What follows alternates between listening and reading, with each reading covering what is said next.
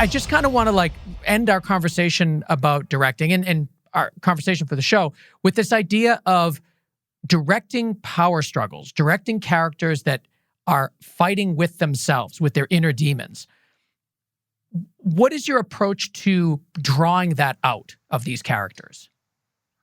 I think with an actor like Jack Hudson, who's such a strong character. I mean, and you're talking about a guy who's by the time I started working with him directorially, he had already been working on that character. Obviously, the arc changes within 5, 6, and 7.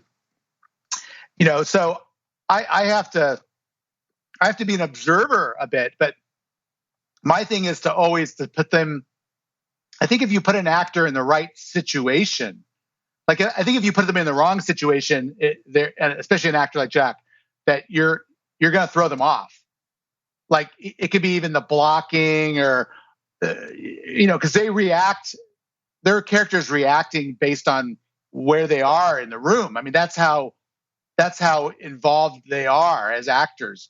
And so if you just say, "Oh, just stand over here and do this," you're doing them a disservice. So you need to like put them at ease and put them in the right spot, and even the way you block the scene and even the way you execute the scene of when you do their close up versus someone else's close up, or the way you execute a scene and build it, I think gives them the confidence to bring out more. And if they in the scene feeling a certain way, like what, that really felt good, that felt right, then the next scene is going to be even easier because you've shown them that you do care about them and their space and how they're portrayed, and they could give it up because like I feel the same way to me when I'm as a photographer.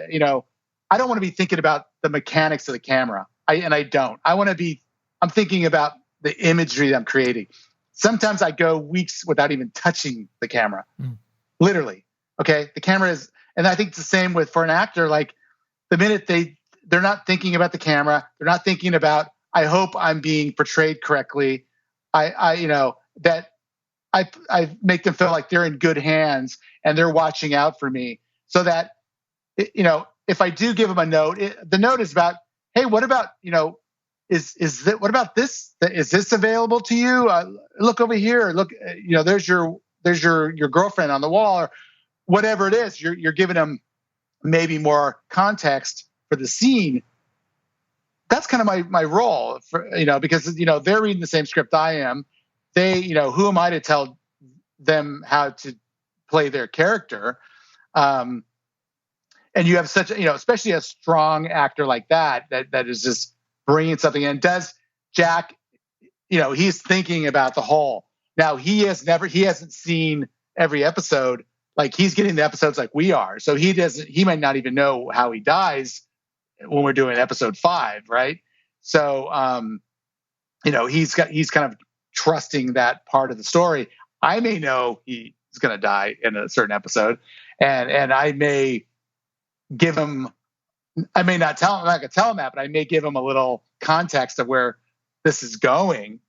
To just by the way. Did people ever say? Did anybody say to you like, am I dying in this episode? Am I dying? Look, what's going on here? Yeah, no, I mean they're gonna know by that episode, but they may be dying. This may be a big setup. Obviously, there's a lot of setups. Yeah. For how they're gonna go, and I may or may not know that. I am someone who gives someone maybe a little heads up because it may look. I'm just gonna let you know this. Here's something that may happen later. It might inform you for now. So again, my goal is to make actors completely comfortable, and it always has been that way, even as a cinematographer.